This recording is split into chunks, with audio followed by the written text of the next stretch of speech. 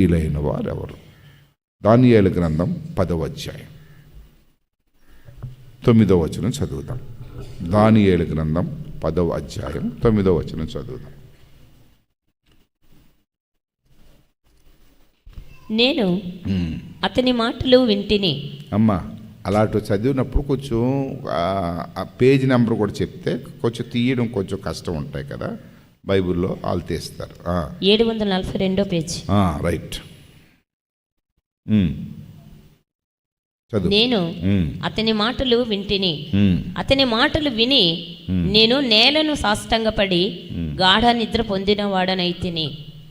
అప్పుడు ఒకడు చేతిలో నన్ను చుట్టి నన్ను ముట్టి నా మోకాళ్ళను అరచేతులను నేలమోపి నన్ను నిలువబెట్టి, దానియేలు, నీవు బహుప్రియుడవు గనుక నేను నీ యొద్దకు పంపబడితిని. ఓకే, అదాల గురించి అమ్మా. ఇక్కడ దానియేలు గురించి దేవుడు చెప్తున్న సాక్ష్యం. బైబిల్ చదివినప్పుడు బైబిల్ చూడాలా, వాక్యం చెప్తున్నప్పుడు నా ముఖం చూడాలి. చాలామంది ఏం చేస్తారు, బైబిల్ చదువుతుండి వాక్యం చెప్తున్నప్పుడు మళ్ళీ అది కింద మీద అవన్నీ చదువుతుంటారు. దానివల్ల నేను చెప్పేది మిస్ అయిపోతుంటారు. దానియేలు గురించి మనకు తెలుసు. దానియేలు క్లిష్ట పరిస్థితులు తెలుసు, కష్ట పరిస్థితులు తెలుసు. సింహాల బోలుకి వెళ్ళడం, చాలా ఇబ్బందులు పడడం, ఇవన్నీ మనం విన్నాం. ఒకరోజు దేవుడు దేవుని దూతలను పంపించి దానియేలుకు ఒక కబురు పంపిస్తున్నాడు. చాలా నలిగిపోయిన పరిస్థితిలో ఉన్నాడు, ఆకలితో ఉన్నాడు, శ్రమతో ఉన్నాడు, కష్టంతో ఉన్నాడు. అది మీరు చూస్తే 8వ వచనం చదవమ్మా. నేను ఒంటరినై ఈ గొప్ప దర్శనమును చూచితిని. చూచినందున నాలో బలమేమీ లేకపోయాను, నా సొగసు వికారమాయను, బలము నాయందు నిలువలేదు. నేను అతని మాటలు వింటిని. అతని మాటలు విని నేను నేలను సాష్టంగపడి గాఢ నిద్ర పొందినవాడనైతిని.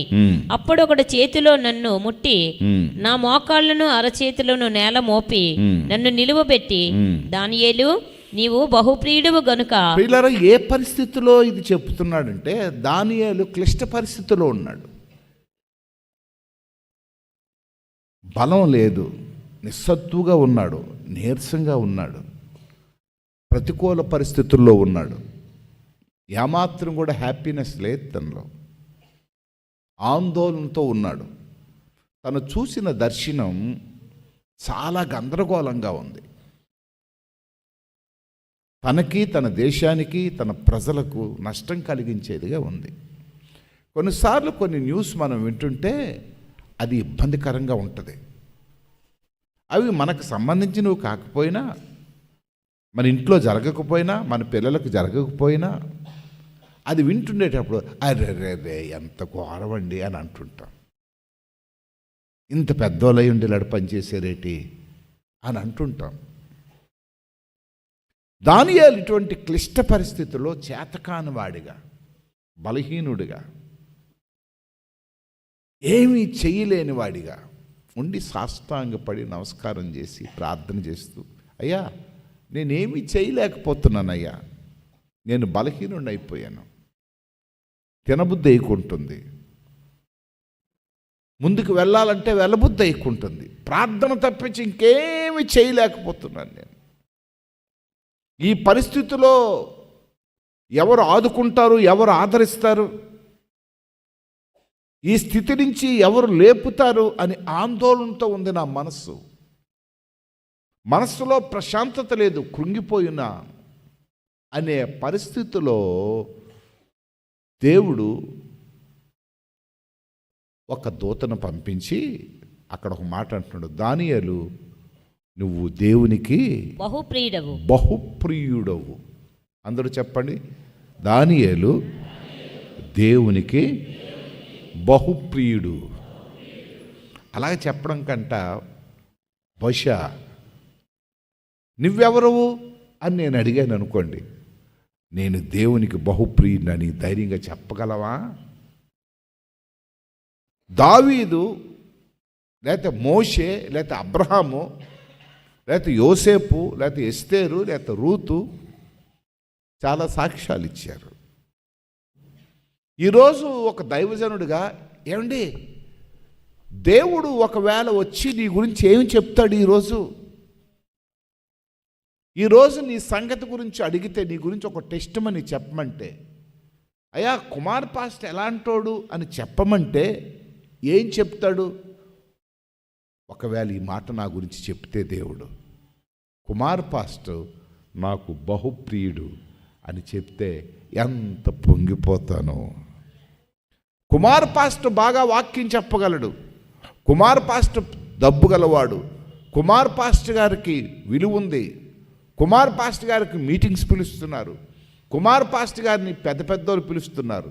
ఇవన్నీ సుత్తి కబుర్లు, ఇవి దేనికి పనికిరానివి. కానీ కుమార్ పాస్టర్ గారికి దేవుడు మా కబురు పెట్టమన్నాడు. ఏంటంటే బహుప్రియుడు, దేవుడు చేత అంతగా ప్రేమించబడ్డాడు. ఈరోజు చాలాసార్లు మనం ఇలాంటివి కోరుకుంటాం.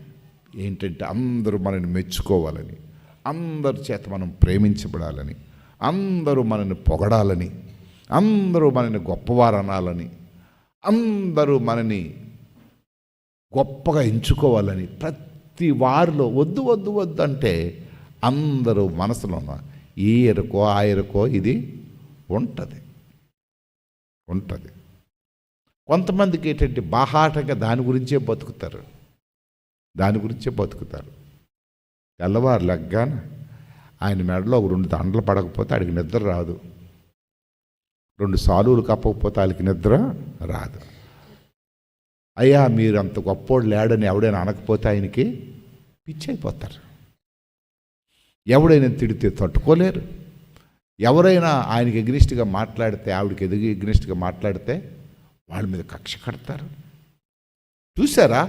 అందరూ మనను పొగడాలి కానీ మనం ఎవరిని మాత్రం పొగడం. అందరూ మనల్ని ప్రేమించాలి కానీ మనం ఎవరిని ప్రేమించం. అందరూ మనల్ని ఇష్టపడాలి కానీ మనం ఎవరిని ఇష్టపడం. అందరినీ మనం గొప్పవారు అనాలి కానీ మనం ఎవరిని గొప్పవారు అనం.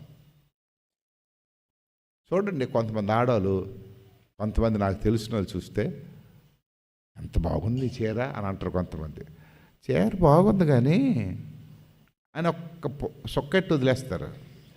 బాగుంది కానీ ఆ రంగు, ఆ పైటు, ఆ కలరు అని ఇట్టేస్తారు. అంటే లోన మనస్సులో వాళ్ళకి పొగడత ఇష్టం ఉండదు.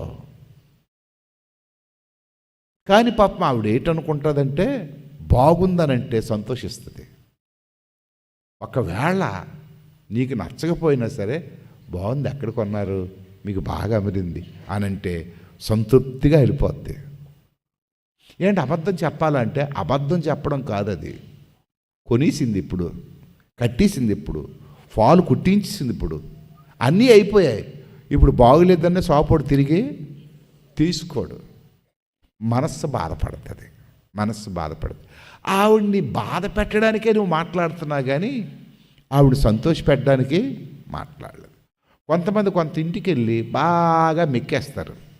ఎలాగుందనంటే బయటకు వచ్చిన వరకు ఏంటంటారు, పెట్టేది కానీ ఏటండి ఆ కూర వండడం అని అంటారు. పాపం నీవుకు బాగుండాలని తెల్లారుజామున లేచి అవి కోసి ఇవి కోసి అలాగ చేసి ఇలాగ చేసి వండుతుంటే ఒక్క మొక్కలో తేల్చేవేటది ఏట కోనటం చేత కాకపోతే నోరు మూసుకుని నూరుకోవాలి కానీ అని అంటారు. చాలామందికి ఇతరులను పొగడ్డం ఇష్టం ఉండదు, ఇతరుల్ని. కానీ బైబిల్ ఏం చెప్తుందంటే నువ్వు ఏది విత్తుతావో నీ వెనకత్తలు ఎంతమంది కమ్మకాడతారు తెలుసా? ఆ మహతల్లికి ఏది ఇష్టం ఉండదండి. ఆడున్నాడే, ఆడు అక్కడిని పొగడు అందరినీ విమర్శించుకొనే ఉంటాడు. ప్రతి ఓడికి ఏదో కమ్మ కట్టుకొనే ఉంటాడు. ఎందుకంటే వాక్యం అది. మామిడి విత్తనం విత్తి కొబ్బరికాయను ఎదురు చూస్తావా? చూడవు. నువ్వు ఏది చెడు విత్తుతున్నావో నిన్ను కూడా లోకం చెడుగానే చూస్తుంది. ఆధ్యాత్మిక జీవితంలో ఎప్రిషియేషన్ చాలా ప్రాముఖ్యం. ఒకరిని గనపరుచుకోవడం, ఒకరిని మంచి బ్రదర్ ప్రార్థన రాదు కానీ నేర్చుకుంటే అదే వస్తుంది. గుడికి రండి, వస్తుంది. పాటలు పాడలేకపోయినా పాడుతుంటే అలవాటు అయిపోతుంది బ్రదర్. చప్పట్లు కొట్టలేకపోయినా అలవాటు అవుతాయి బ్రదర్. ఎంత ధైర్యం వస్తుందో. ఏం పాటలు పాడుతున్నావు, లేదు ఊరుకో నోరు మూసుకొని అని అంటే ఆడు గుడే మానేస్తాడు. నేను ఎందుకు ఈ మాటలు చెప్తున్నానంటే చాలామందిలో ఎప్రిషియేషన్ ఉండదు. కానీ దానియేలుకి అదే ఎదురయ్యింది. దానియేలు బానిస, యోధా దేశం నుంచి పట్టబడినవాడు. తల్లి తండ్రి ఎవ్వరూ లేరు. పరిస్థితులన్నీ తనకి అనుకూలంగా లేవు. అందరూ తనని చిందరించుకున్నారు. రే దానియేలు ఎక్కడున్నా అని పిలిచేవారు, పలకరించేవారు లేరు, ప్రేమించేవారు లేరు. కానీ దేవుడు మాత్రం దానియేలుని ప్రేమించడం మొదలుపెట్టాడు. ఊరోళ్ళందరూ ఏమంటున్నారంటే, ఈ పనికి మాలినవాడా, ఆ దేశం నుంచి తెచ్చుకొచ్చారు. ఎందుకు తెలుసా? రాజు ఉట్నే తేలేదు, వీడికి అన్ని పనులు నేర్పించి వాడుకోవడానికి తెచ్చారని అంటున్నారు. కానీ దేవుడు దేవలోకాన్ని నుంచి ఒక దేవదూతను పంపించి అంటున్నాడు, దానియేలు నీవు దేవునికి బహుప్రియుడు, దేవునికి స్థుతి కలుగునుగా. అమ్మా అయ్యా జాగ్రత్త వినండి, నువ్వు ఆలికి వీళ్ళకి పద్దులు పెడతావే, పేర్లు పెడతావే, అవేవి నిలబడవు. నువ్వు పెట్టినంత మాత్రాన అలా అయిపోరు, నువ్వు అన్నంత మాత్రాన నాకు జరిగిపోవు. దేవుని దృష్టిలో వారికి ఒక పేరు ఉంటుంది, దేవుని దృష్టిలో వారికి ఒక పొగడుతుంటుంది, దేవుని దృష్టిలో వారికి ఒక పద్ధతి ఉంటుంది. నువ్వు ప్రేమించడానికి ఇష్టం లేక ప్రేమించకపోయినా, నువ్వు ద్వేషించడానికి ఇష్టమై నువ్వు ద్వేషించినా, నువ్వు కోపగించుకున్నా, నువ్వు అసూయపడినా, ఏంటి మొన్నటి వరకు అడిగి సైకిల్ లేదు తెలుసా, ఇప్పుడు కారు కొనిసాడు అని అంటారు. ఆడు కొనుక్కుంటే నీకేటి లాభం, నీకేటి నష్టమా? నువ్వు డబ్బులు ఇవ్వలేదు కదా, నువ్వు డబ్బులు ఇచ్చావు అయితే, ఆ డబ్బులతో ఆడు కొనుక్కున్నాడు. దానికి ఎంత మాట్లాడతారు తెలుసా కొంతమంది. మా ఊరు వచ్చినప్పుడు అండి తొక్కడానికి సైకిల్ లేదు కదా, అదే మాట ఆడంటే, ఈడొచ్చినప్పుడు ఈడికేటి ఉంది, ఈ అమ్మకేటి ఉంది, ఒక్క సేరతో 2 సేరలతో వచ్చి ఉంటుంది. దేవుడు ఆశీర్వదించాడు, దేవుడు దీవించాడు, దేవుడు బహుప్రియుడా అని అన్నాడు కనుక దావీదు ఆ ఊరికి బాస్ అయిపోయాడు. దేవునికి స్తోత్రం, హల్లెలూయా. ప్రియులారా, అందరికీ అర్థం కానిది దానియేలులో ఉండే గొప్పతనం ఏంటంటే, ఇప్పుడు మొదటి అధ్యాయంకి వద్దాం. దానియేలుని పట్టుపడిన తర్వాత 4వ వచనం చదువుదాం. రాజు అష్పెనజు అను తన నపుంసకుల అధిపతిని పిలిపించి అతనికి ఇలాగో ఆజ్ఞాపించెను, ఇశ్రాయేలీయుల రాజవంశములలో ముఖ్యులై లోపము లేని సౌందర్యమును సకల విద్యా ప్రవీణతయు జ్ఞానమును కలిగి తత్వజ్ఞానము తెలిసిన వారై రాజు నగరనందు నిలువదగిన కొందరు బాలులను రప్పించి కల్దీల విద్యను భాషను వారికి నేర్పుము. ఎంత మంచి ఛాన్స్ అంటే దానియేలుకి, ఈ బానిసగా ఉన్నవాడికి డైరెక్ట్గా రాజుకోట్లకి ప్రవేశం వచ్చేసింది. తిండికి లేనివాడికి, యుద్ధంలో పట్టుబడిన వాడికి చిన్నగా ఎక్కడ నివాసం ఇచ్చారు? రాజుకోటలో. ఎవరి మధ్య ఇప్పుడు జీవిస్తున్నాడు? తత్వజ్ఞానము తెలిసిన వారి మధ్య, శాస్త్రాలు తెలిసిన వారి మధ్య నివసిస్తున్నాడు. అయితే ఇక్కడ దానియేలుకి గొప్ప అవకాశం ఉంది. రాజు ఫుడ్డే తినాల, రాజు తిండే తినాల.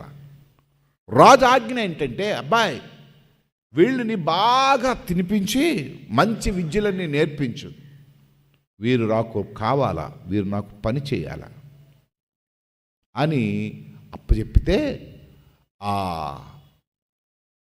వీరి మీద పెట్టిన అధిపతి వీళ్ళకి రోజు భోజనం గట్ట పెట్టేవాడు, మందు కూడా ఇచ్చేవాడు. ఏమి ఇచ్చేవాడు? మందు కూడా. ఇక్కడ నేను ఇది చెప్పడానికి కారణం ఏంటంటే, మనం తాగినప్పుడు కొంతమంది మందు ఎవరో తాగడం మానేసిన తర్వాత అందరూ మందుకి పిలుస్తారు.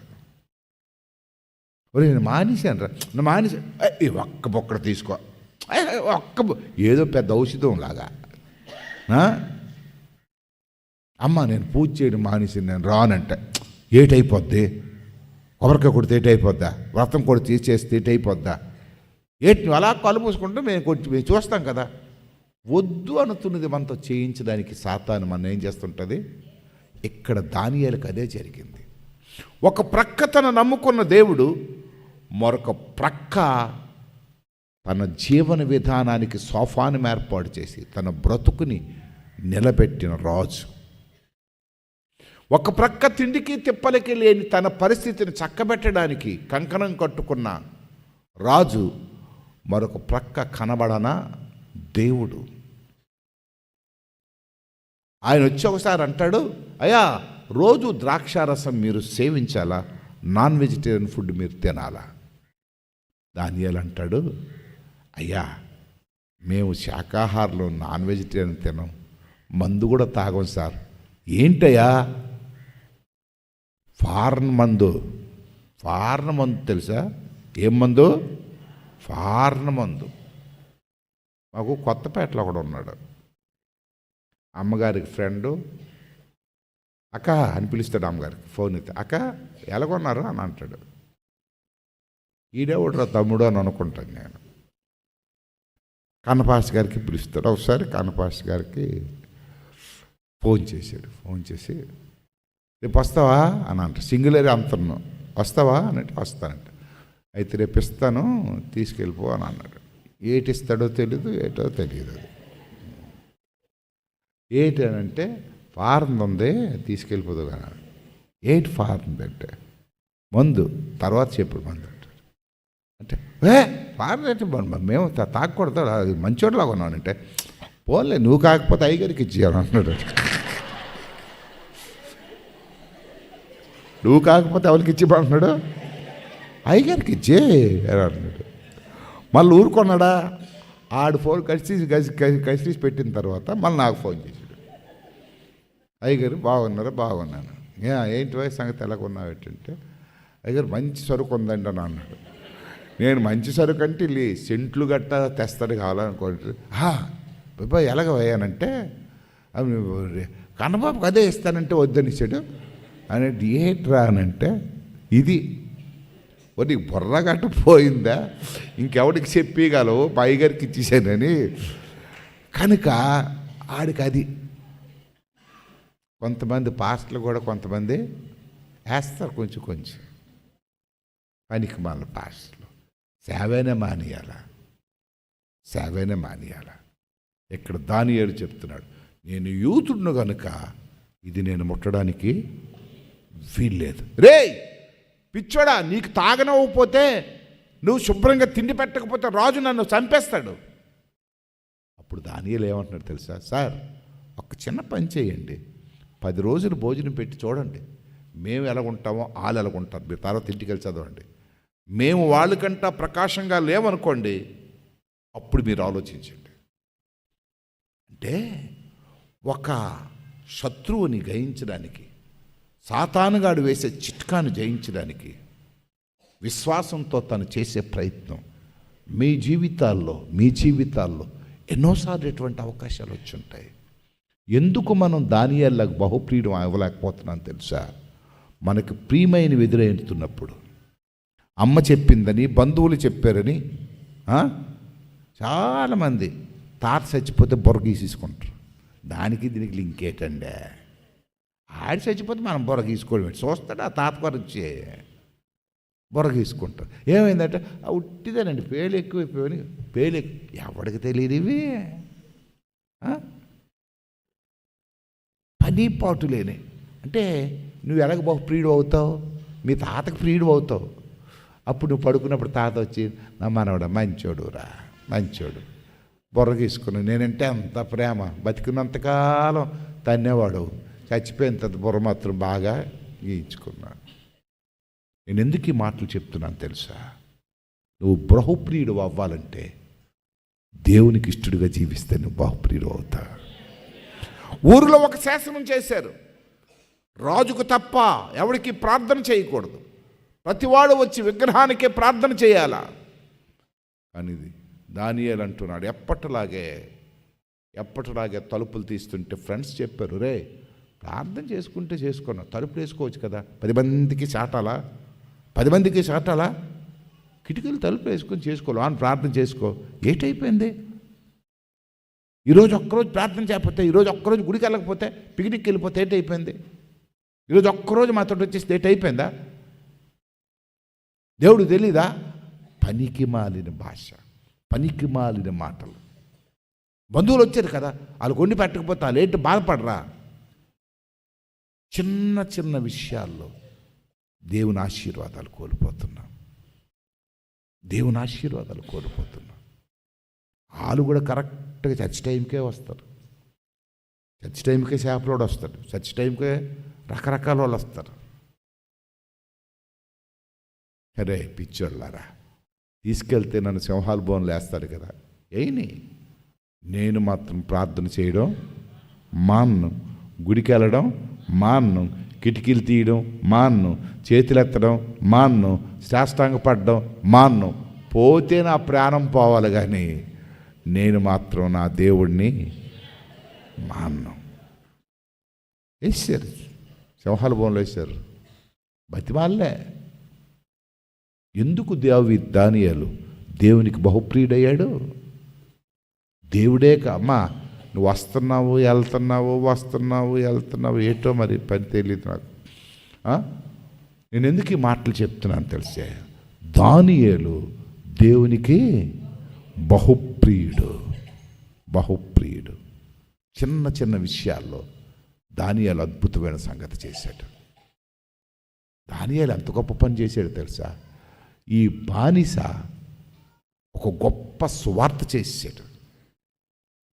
ఏంట సువార్త అంటే, ఆ ఊరు వారందరికీ కాదు, అక్కడుండే 4 దేశాలకు ఒకేసారి సువార్త చేశాడు. దాన్ని రాజుగారే అనౌన్స్ చేశారు. ఇంతకుముందు చేసే సువార్త కన్నా ఆ 1 నిమిషంలో చేసే సువార్త ఎంత గొప్పదో మీరు చూస్తే అది పిచ్చి అయిపోతుంటాం మనం.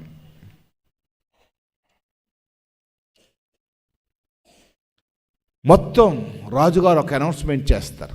ఏంటి అనౌన్స్మెంట్ అంటే, దానియేలు దేవుడే నిజమైనది, మనందరికీ దేవుడు. దానియేలు చెప్పమనలేదు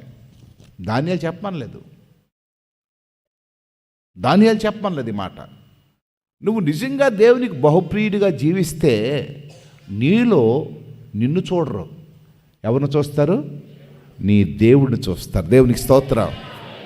నీ దేవుడిని చూసినప్పుడు నీ వెనక పరిగెట్టుకొని వస్తారు వాళ్ళు. ఒకవేళ దానియేలు సువార్త చేస్తే తనకు ఒక పరిధి ఉండేది, కానీ ఇప్పుడు దానియేలు పరిధి పెరిగిపోయింది. ఎక్కడ పెరిగిపోయిందంటే, దానియేలు సర్వ మానవులకి సరిపోయినట్టుగా మరి సువార్తను ప్రకటించాడు.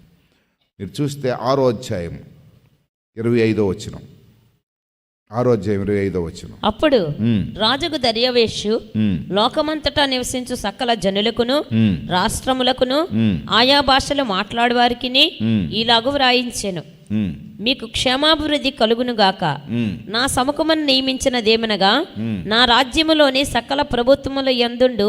ఇక్కడ చూడండి ఈ మాటలు ఎంత చక్కగా రాశారంటే, నా రాజ్యమునందు సకల ప్రభుత్వముల యందు ఉండు నివాసులు దానియేలు యొక్క దేవునికి దేవునికి స్తోత్రం.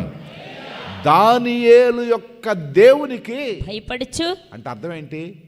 నా దేవుడు ఈ రోజు నుంచి ఫెయిల్ అయిపోయాడు. ఇంతవరకు నేను ప్రార్థిస్తున్న దేవుడు, ఇంతవరకు నేను ఆరాధిస్తున్న దేవుడు ఆయన దేవుడే కాదు.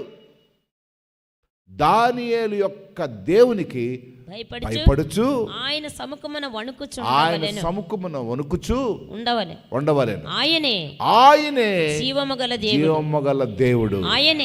ఆయనే యుగ యుగములు ఉండువాడు. ఆయనే రాజ్యము నాశనము కానేరదు, ఆయన ఆధిపత్యము. నేను ఎందుకంటే ఈ మాటలు చెప్తున్నాను, నువ్వు దేవునికి బహుప్రియుడిగా ఉంటే నువ్వు గొప్ప స్వార్థికుడు అయిపోతావు. ఇటొక అడుగు అటొక అడుగు మనుషులను సంతోషపెట్టడానికి చాలాసార్లు దేవుని దుఃఖ పెడుతుంటావు. మనుషులు ఆనందించాలని, మనుషులు నవ్వాలని, మనుషులు మెచ్చుకోవాలని చాలా తప్పుడు పనులు మనం చేస్తుంటాం. దానివల్ల నీకు ఆశీర్వాదం కన్నా ఏదో ఒకరోజు నష్టం కలుగుతుంది. శాపం అనే మాట నా నోటి నుంచి వాడను, కానీ ఆశీర్వాదం కన్నా నష్టం కలుగుతుంది. కనుక మొట్టమొదట చూస్తే యవ్వనస్తులలో దానియేలు బహుప్రియుడు. చిన్నపిల్లల గురించి మరొక మాట చెప్పాడు. మార్కు రాసిన సువార్త 10వ అధ్యాయం 13 నుంచి మాట్లాడుకుందాం. 13 నుంచి మార్కు రాసిన సువార్త 10వ అధ్యాయం 13 నుంచి. తమ చిన్న బిడ్డలను ముట్టవలెనని కొందరు ఆయన యొద్దకు వారిని తీసుకుని వచ్చిరి. అయితే శిష్యులు వారిని తీసుకుని వచ్చిన వారిని గద్దించిరి. యేసు అది చూచి కోపపడి తన చిన్న బిడ్డలను నా యొద్దకు రానియుడి, వారిని ఆటంకపరచవద్దు. ఏంటి, చిన్న పిల్లలంటే నాకు బహు ఇష్టం, దానియేలంటే నాకు బహుప్రియం, చిన్న పిల్లలంటే నాకు చాలా ఇష్టం. నా దగ్గరికి రాకుండా చిన్న పిల్లలని మీరు ఆటంకపరచకూడే. యవ్వనస్తులారా, పిల్లలున్న తల్లిదండ్రులకి నేను ఒక మాట చెప్తున్నాను. మీ పిల్లల్ని సండే స్కూల్కి పంపించడం లేదంటే మీతో ఈరోజు దేవుడు మాట్లాడుతున్నాడు ఈ మాట. చిన్న పిల్లలు నా యొద్దకు తేవడానికి మీరు ఆటంకపరచవద్దు.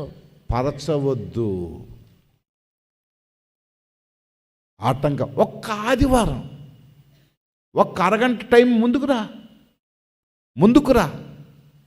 స్కూల్కి ఆటో పెట్టినట్టుగా లేకపోతే ఒక ఆటో పెట్టు. ఎందుకు తెలుసా? తన భవిష్యత్తుకి ఒక ఆత్మీయ పునాది వేస్తున్నావు నువ్వు. సండే స్కూల్కి రాకపోతే ఆ భక్తి విశ్వాసాలు తెలియ. ఇప్పుడు మీరు చూస్తే ఆ గేమ్స్ ఎలా నేర్చుకుంటారు వాళ్ళు? ఎన్ని రకాల గేమ్స్ ఆడారు. నేను అదే చూసి నేను రాజు పాస్ గారు అనుకున్నాను, ఇదేంటి ఆ సంతోషం ఎక్కడ మనం ఇవ్వగలం? ఆ ఆనందం ఎక్కడ మనం ఇవ్వగలం? ఆ మాటలు ఎక్కడ మనం నేర్పించగలం? మనం నేర్పిస్తే సినిమాలో ఉండే సినిమా పాటలే నేర్పించుకున్నాం. చిన్న పిల్లల్ని ఆటంకపరచడానికి కారణం తల్లిదండ్రులే. ఈరోజు క్రిస్టియన్ ప్రేయర్ టెంపుల్లో ఉండే ప్రతి వారికి నేను చెప్తున్నాను, తల్లిదండ్రులారా మీరు ప్లాన్ మార్చుకోండి. 2026వ సంవత్సరంలో ప్లాన్ మార్చుకోండి. మీ పిల్లల గురించి కొంచెం టైం హెచ్చించండి. నేను వాక్యం చెప్తున్నాను, నేను స్వయంగా యేసుక్రీస్తు చెప్తున్నాడు, చిన్న పిల్లలు నా దగ్గరికి రాకుండా నా యొద్దకు రానియుడి, వారిని ఆటంకపరచవద్దు. దేవుని రాజ్యం. చాలా మంది పిల్లల్ని ఇంట్లో పడుకుని పెట్టేస్తారు. మన చర్చిలో కొంతమంది పిల్లల్ని చూస్తుంటారు నేను. చివరికి హోంవర్క్ కూడా అక్కడ చేసుకోవడానికి తెచ్చేస్తారు. ఎంత మంచి అలవాటు అది! వారికి నేర్పిస్తున్నారు ప్రార్థన, భక్తి, విశ్వాసం. ఇది ఎంత గొప్ప తెలుసా? ఈరోజు చాలామంది చేయలేని పనులు ఇవి. చిన్న పిల్లలంటే దేవునికి ఇష్టం అని చెప్పి ఏం చేశాడు తెలుసా? వాళ్ళ ద్వారా ఒక లెసన్ నేర్పించాడు. అక్కడ దేవుని రాజ్యం ఇలాంటి వారిదే. అంటే చిన్న పిల్లల లాంటి వారిదే దేవుని రాజ్యం. అంటే చిన్న పిల్లల యొక్క మనస్తత్వం, నిష్కలంకమైన మనస్తత్వం, స్వార్థం లేని మనస్తత్వం, కక్ష లేని మనస్తత్వం, క్షమించే మనస్తత్వం, ఆవేశము లేని మనస్తత్వం. అప్పుడే కోపపడతారు, అప్పుడే మరలా అమ్మ అనుకొని వెళ్తారు. అమ్మ కొట్టినప్పుడు ఏడుస్తారు, తర్వాత అమ్మ దగ్గరికి వెళ్ళి కౌగులించుకుంటారు. అంటే అర్థం ఏంటి? మనకుండే మనస్తత్వాలు కక్ష, క్రోధం, స్వార్థం, ఇవన్నీ పోవాలని చిన్నపిల్లలతో మాట్లాడుతున్నాడు అక్కడ. ఇటువంటి వారిదే పరలోక రాజ్యం. అంటే ఎవడైనా పరలోక రాజ్యం రావాలంటే ఇలా తయారవ్వాలా? నీలో కక్ష ఉంటే, నీలో క్రోధం ఉంటే, నీలో స్వార్థం ఉంటే నువ్వేం పరలోక రాజ్యం వెళ్తావు?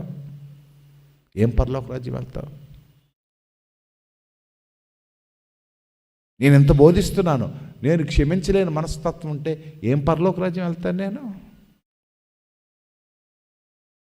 ఏం పరలోక రాజ్యం వెళ్తాను? ఒకవేళ నువ్వు ప్రయత్నం చేసిన తర్వాత వారు లొంగరు అనుకో. నువ్వు క్షమించమనే లేకపోతే మాట్లాడడానికి ప్రయత్నం చేసినా వాళ్ళు లొంగలేదు అనుకో, అది దేవునికి అప్పచెప్పి. కానీ నువ్వు చిన్నపిల్లల్లాగే కొట్టిన తర్వాత వెళ్ళి పట్టుకో, మాట్లాడు అని చెప్పి ఏం చేశాడు అక్కడ? చిన్న బిడ్డల వలె దేవుని రాజ్యమును అంగీకరింపని వాడు అందులో ఎంత మాత్రమున ప్రవేశింపడని నిశ్చయంగా చెప్పేశాడు. అంటే ఇలాగ నువ్వు లేకపోతే నీ మారు మనసు, నీ రక్షణ, నీ భక్తి, నీ ప్రార్థన ఇవన్నీ వేస్ట్ అమ్మా, వేస్ట్ అయ్యా అని చెప్తున్నాడు. నిశ్చయముగా నీతో నేను చెప్పుచున్నానని చెప్పి ఆ బిడ్డలను ఎత్తి కౌగిలించుకొని వారి మీద చేతులుంచి వారంటే నాకు ఇష్టం, దానియేలంటే నాకు బహుప్రియం, చిన్నపిల్లలంటే కూడా నాకు బహుప్రియం, నేను వారిని ఆస్వాదిస్తాను. దానియేలును ఆస్వాదించినట్టుగా చిన్నపిల్లలను ఆస్వాదిస్తాను. మీకు తెలుసా, చిన్నపిల్లలతో నేను మాట్లాడతాను. ఏలియా ఉన్నాడు కానీ ఏలీతో నేను మాట్లాడలేదే. ఆ ప్రక్కన ఉన్న సమూయేలుతో నేను మాట్లాడాను. ఎందుకంటే ఏలీ దైవ సేవకుడే కానీ పిల్లల్ని క్రమపరచలేదు.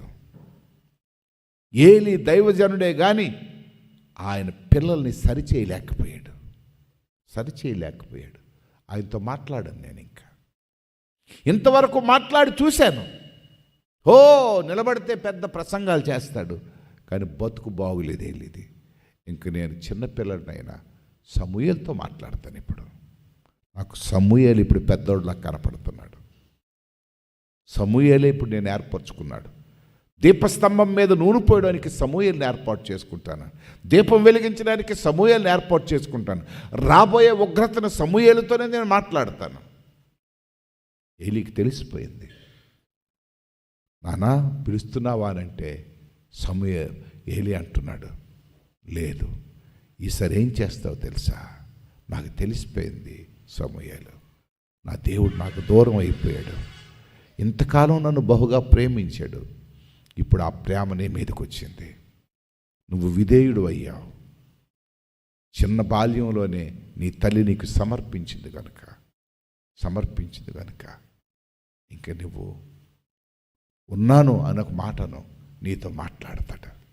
అమ్మా, నీ పిల్లలకి అదే నేర్పించు. సండే స్కూల్కి పంపించడం నేర్పించు. తెల్లవారులేసి బైబిల్ చదవడం నేర్పించు. మోకరించి ప్రార్థన చేయడం నేర్పించు. అప్పుడు దేవుడిని ఆశీర్వదిస్తాడు. అన్నీ నేర్పిస్తున్నాం. డిసిప్లిన్ అంటావు, లేకపోతే హోంవర్క్ అంటావు, లేకపోతే అలాగ చెయ్యి ఇలాగ చెయ్యని అంటావు, అన్నీ చేస్తావు, కానీ వాడికి అసలైంది నేర్పించడం లేదు. ఇలా ఆలోచించండి.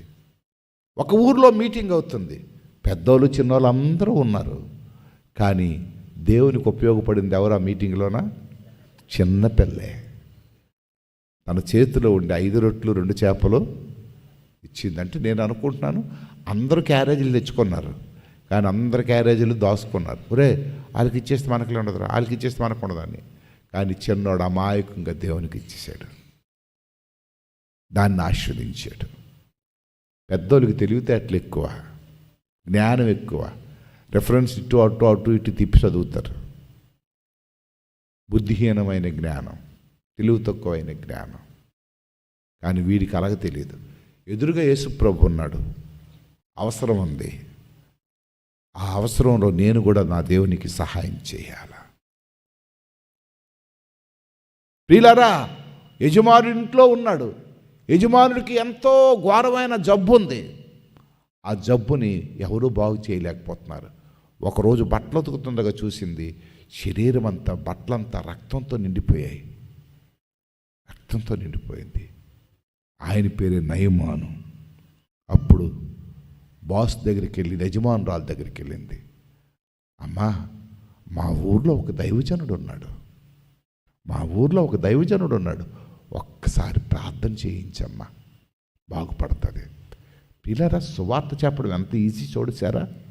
ఎప్పుడైనా మనం అలా మాట్లాడగలుగుతున్నామా? ఎప్పుడైనా నోరిప్పి ధైర్యంగా అలా చెప్పగలుగుతున్నామా?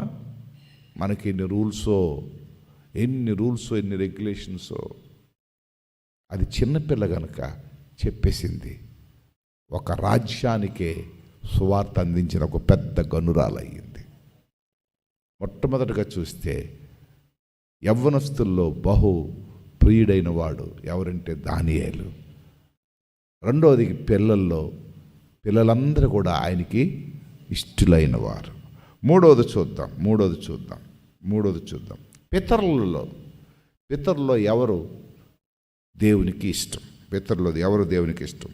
ఆదికాండం 39వ అధ్యాయం 21 నుంచి 23 వరకు చదువుదాం. ఆదికాండం 39వ అధ్యాయం 21 నుంచి చదువుదాం. అయితే యెహోవా యోసేపునకు తోడయుండి అతని యందు కనికరపడి అతని మీద ఆ చెరసాల యొక్క అధిపతికి కటాక్షము కలుగునట్లు చేసెను. ప్రియులారా, యోసేపు చాలాసార్లు మనం అనుకుంటాం, అన్నదమ్ములు దెబ్బలాడుకోవడం ఏంటండి, భార్య భర్తలు దెబ్బలాడుకోవడం ఏంటండి, అత్త కోడలు దెబ్బలాడుకోవడం ఏంటండి. ఇవన్నీ కొత్తవి కాదు, ఇవన్నీ బైబిల్లో ఉన్నాయి. ఇవన్నీ బైబిల్లో ఉన్నాయండి. ఇవి ఎవడు అరికట్టలేడు యేసుప్రభు రాకడ వరకు. అబ్రహాము కాలంలో ఇంకెవరైనా ఉన్నారా? లోతు ఒక్కడే ఉన్నాడు. వాళ్ళిద్దరూ భక్తిపరులో కాదా? మరి వాళ్ళిద్దరూ కలిసి ఉన్నారా? ఎందుకంటే డబ్బు ఎక్కువైపోయింది, వాళ్ళకి కలిసి లేకపోయారు, గొడవలు పెట్టుకున్నారు. తర్వాత యాకోబు యాషావు ఈ లేక ఏకం కడుపులోనే ఫైటింగ్ స్టార్ట్ చేశారు. ఎక్కడ స్టార్ట్ చేశారు ఫైటింగ్? బయటకు వస్తే లేటని కడుపులోనే. ఇవన్నీ తెలియక చాలామంది ఈజీగానే ఇస్తారు. ఏంటండి 10 మందికి చెప్పవలసిన వాళ్ళు, నాకు కొన్నిసార్లు 10 మందికి చెప్పవలసి ఒక పిచ్చోళ్ళారా, వాక్యం తెలిస్తే తెలుస్తుంది. వాక్యం తెలిస్తేనే అది మొదటి నుంచి ఉన్నది. యోసేపు 11 మంది ఒకటైపోయారు, ఒక్కడొకటైపోయాడు. దీనికి కారణం ఏంటంటే ఈయన భక్తిపరుడు, ఆయన భక్తిహీనులు. ఈయన ప్రార్థనాపరుడు, ఆయనకి ప్రార్థన లేదు. వాళ్ళందరూ లోకస్తులు. ఈయనందరికీ దర్శన భాగ్యం ఉంది, ఈయనకొక్కడికి దర్శన భాగ్యం ఉంది. వాళ్ళందరూ కుటిలమైన రాజకీయవేత్తలు. ఈయనొక్కడు దేవునితో కలిసి జీవించాలనుకున్నవాడు. కనుక పితరులలో ఎవరిని ప్రేమించాడంటే అందరినీ వదిలేశాడు. ఎవరిని ప్రేమించాడు? యోసేపును ప్రేమించాడు. ఎక్కడ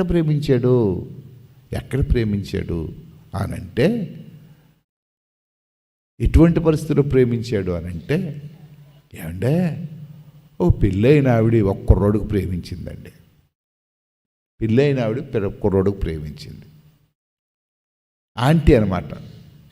ఆంటీ వచ్చేమో కుర్రోడుకు ప్రేమించి ఒరే అబ్బాయి, మన ఇద్దరం సీక్రెట్గా పెట్టుకుందాం, వడవద్దు, డబ్బు గట్ట వస్తుంది, అన్నీ బాగుంటాయి, నాకు డబ్బు ఉంది, మన ఇద్దరం కలిసి జీవిద్దాం అని పెట్టుకుంది. కానీ యోసేపుకి ఇష్టం లేదు. ఎందుకంటే యోసేపు దేవునికి భయపడేవాడు. దేవునికి స్తోత్రం. అది ఆడు చేసిన తప్పు, చెరసాలలో వేయించింది. కానీ అక్కడ దేవుడు ప్రేమించిన వాడు కనుక చెరసాలలో కూడా దేవుడు తనకి తోడుగా ఉన్నాడు. అంతేకాదండి, చెరసాలలో ఉన్న చెరసాల అధికారికి యోసేపు మీద ఏం పెట్టించాడట? కటాక్షము కలుగు చేశాను. ఆ చెరసాల మీద బాస్ చేశాడు. చెరసాలకు వెళ్ళిన వాళ్ళందరూ మంత్రులే అయిపోతున్నారు. ఇప్పుడు మంత్రులే అయిపోతున్నారు. జగన్ చెరసాలకు వెళ్ళిన తర్వాత ముఖ్యమంత్రి అయ్యాడు. తర్వాత చంద్రబాబు నాయుడు మళ్ళా చెరసాలకు వెళ్ళాడు, ముఖ్యమంత్రి అయ్యాడు. మరి ఇప్పుడు ఎవరు మళ్ళీ వెళ్తారో, మళ్ళీ ఎవరు వస్తారో తెలియదు. మళ్ళీ ఇదంతా బైబిల్ ప్రకారం చూస్తే యోసేపు చెరసాలకు వెళ్ళాడు, ముఖ్యమంత్రి అయ్యాడు. దానియేలు చెరసాలకు వెళ్ళాడు, ముఖ్యమంత్రి అయ్యాడు. వాక్యం ఇది చూస్తే నాకు ఎప్పటికైనా ఛాన్స్ వచ్చి ఈ పొలిటికల్ మీటింగ్లో, పెద్ద ముఖ్యమంత్రుల మీటింగ్లో ఒక ఛాన్స్ ఇస్తే బాగుంది. నాకు ఇలాంటివన్నీ తీసి చెప్తున్నాను అనిపిస్తుంటుంది. ఒరే పిచ్చోళ్ళారా, ఇవన్నీ బైబిల్లో ఉన్నాయి, చెరసాలకు వెళ్ళిపోండి మీరు. ఈ ఓట్లు ఎలక్షన్లు గట్టి వన్నొద్దు. ఎవడు చెరసాలకు వెళ్తే ఆ డైరెక్ట్గా చీఫ్ మినిస్టర్, ప్రైమ్ మినిస్టర్ అయిపోతాడు. మీకేం గొడవ లేదు. కనుక ఇక్కడ చీఫ్ మినిస్టర్ అయిపోయాడు ఈయన యోసేపు. నేను ఎందుకు ఈ మాటలు చెప్తున్నాను తెలుసా?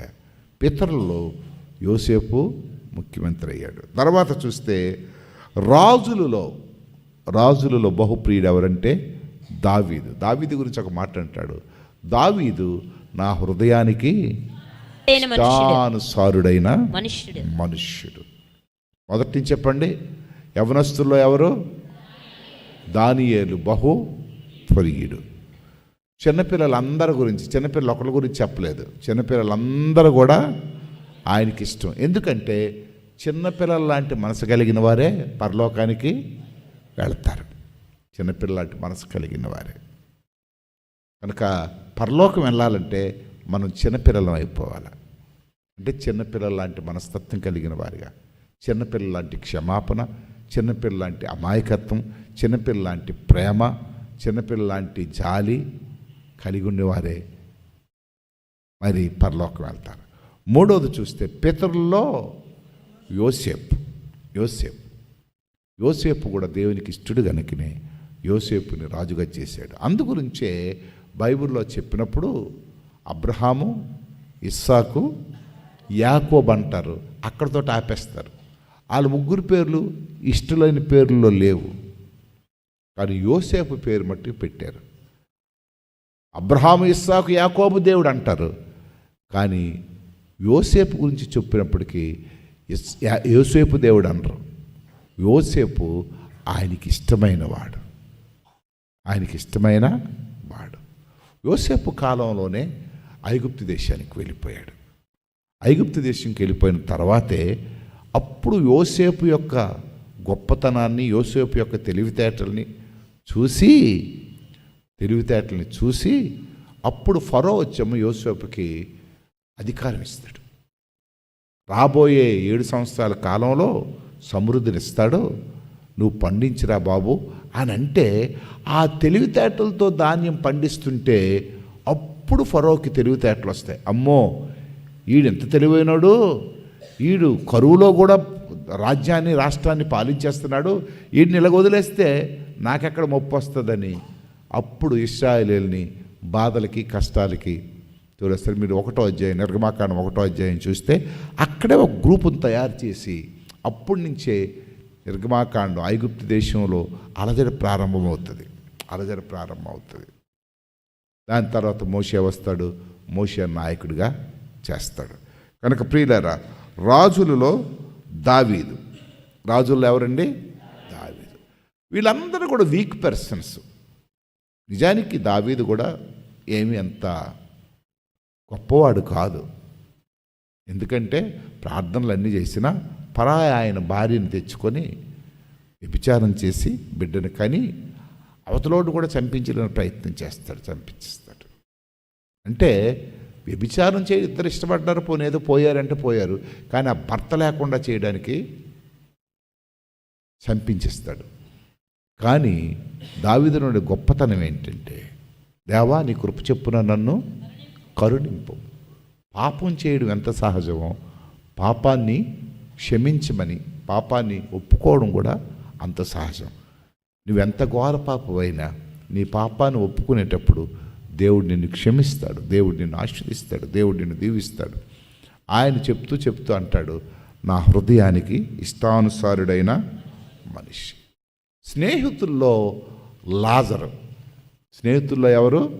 లాజరు. నువ్వు ప్రేమించుచున్న లాజరు రోగి అయి ఉన్నాడు. నువ్వు ప్రేమించుచున్న వీళ్ళందరికీ వివరించడానికి సమయం లేదు కనుక, టైం అయిపోతుంది, ప్రభు బలం ఉంది కనుక చెప్తున్నాను. అంటే లాజరుకి యేసు ప్రభువుకు ఉండే సంబంధ బాంధవ్యాలు గమ్మత్తైనవి. నువ్వు ప్రేమించుచున్న లాజరు. అలాగనే చివరకు చూస్తే జక్కయ్య నిజానికి ఆ ఊరు వారందరిచే విలువైబడినవాడు. కానీ దేవుడు తనను ప్రేమించి తన ఇంటికెళ్ళి నశించిన దాన్ని వెదికి రక్షించడానికి నేను వచ్చాను కనుక నిన్ను రక్షిస్తున్నాను అన్నాడు. కనుక వాళ్ళందరూ దేవునికి ఇష్టలైన వారు. నేనంటాను, వాళ్ళందరికన్నా మనమే దేవునికి ఇష్టలైన వారు. దేవునికి స్తోత్రం. ఎందుకు తెలుసా మనం ఇష్టలైన వారు అంటే, ఆయన ప్రాణాన్ని, ఆయన రక్తాన్ని మనకు ధారపోసి మనల్ని ప్రేమించాడు. ఈరోజు మనం ఆయన ప్రేమించినంతగా మనం ప్రేమించకపోయినా, ఆయన కోరుకున్నంతగా మనం కోరుకోకపోయినా, అలవాటుగా ఆచారంగా ఏదో ఆదివారం దేవుడిగా మనం కొలుస్తున్నా, దేవుడు మాత్రం మనం విడిచిపెట్టకుండా మనకు తోడుగా ఉండి నిత్యము మన ప్రతి అవసరాన్ని, ప్రతి అక్కర్ని తీరుస్తూ మన కాపాడుతూనే ఉన్నాడు. కనుక ఈ ఉదయకాలంలో నీకు ఒక ప్రశ్న. దేవుడు అంటున్నాడు, దానియేలులాగా నువ్వు బహుప్రియుడిగా ఉంటావా? యోసేపులాగా నువ్వు బహుప్రియుడిగా ఉంటావా? లాజర్లాగా నువ్వు బహుప్రియుడిగా ఉంటావా?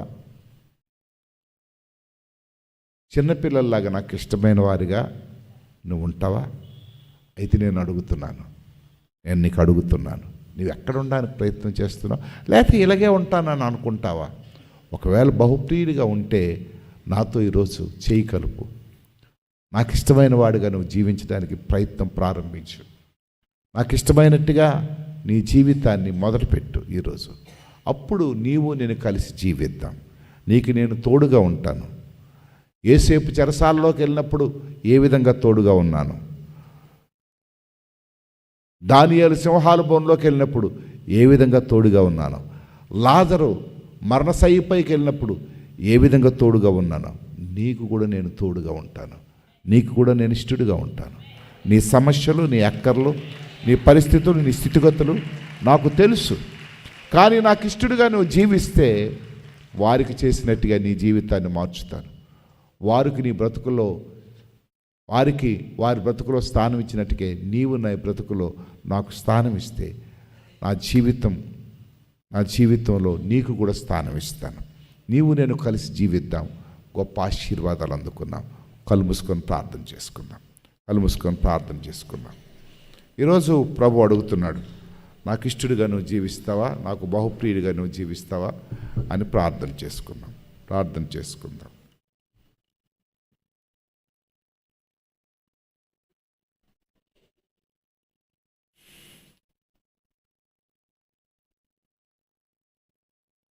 ఎవరి మట్టుకు వారే.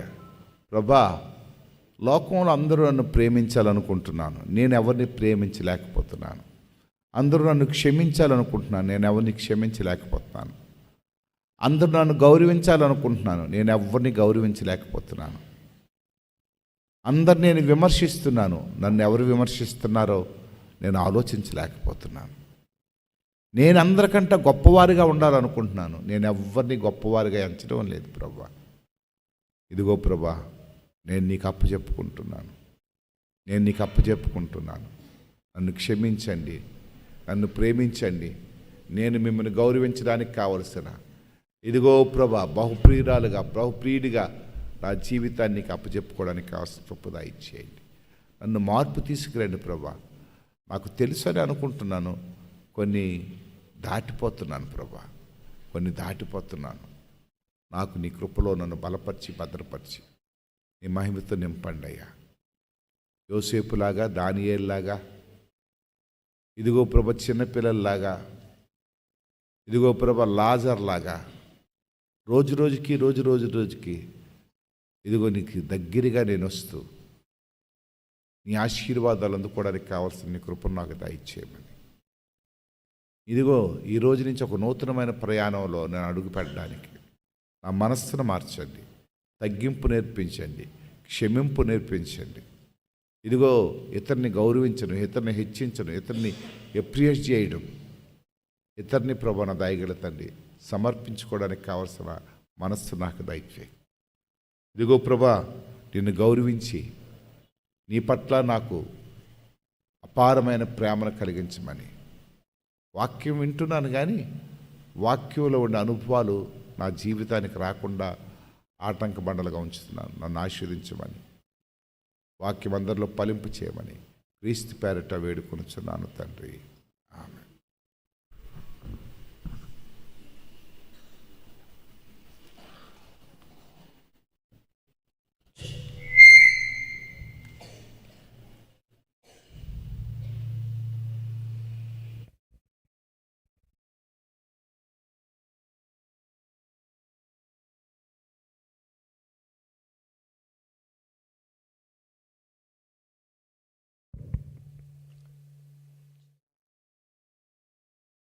Praise the Lord. దేవునికి స్తోత్రం. హల్లెలూయా. ఇంతవరకు కూడా చక్కని వాక్యాన్ని మనం విన్నాం. ఈ సమయంలో ప్రత్యేకమైన కానుకలు తెచ్చినటువంటి వారు దయచేసి మీరున్న స్థలంలో లేచి నిలబడండి. మీ మధ్య కానుకలు పట్టడానికి వార్డెన్ సుందర్రావు గారు, అలాగే వారి సత్యమణి పుష్ప గారు, అలాగే